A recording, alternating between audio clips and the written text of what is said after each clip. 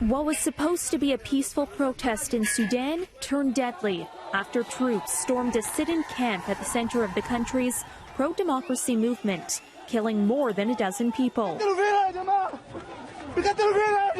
Protesters could be seen running through the streets of the capital as the sound of explosions and heavy machine gun fire filled the air.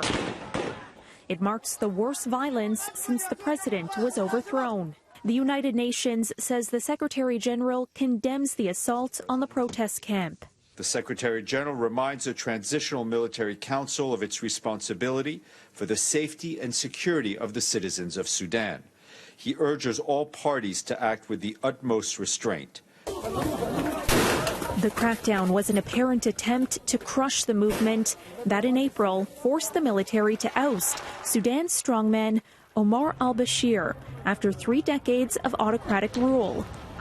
Protesters then stayed in the streets to keep up pressure on military leaders to hand over power to the people.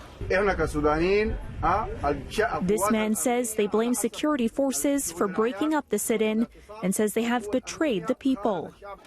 Initially on the same side, the military council backed al-Bashir's removal and took over when he was overthrown, promising it was only for a 2-year transition period.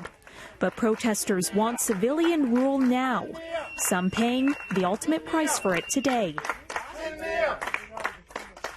Protesters used paving stones to try to block military forces from breaking up the sit-in. Military officials denying that was ever their goal, saying instead that they were targeting criminals in an area nearby.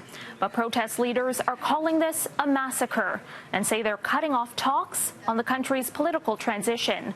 Those negotiations have been deadlocked for weeks.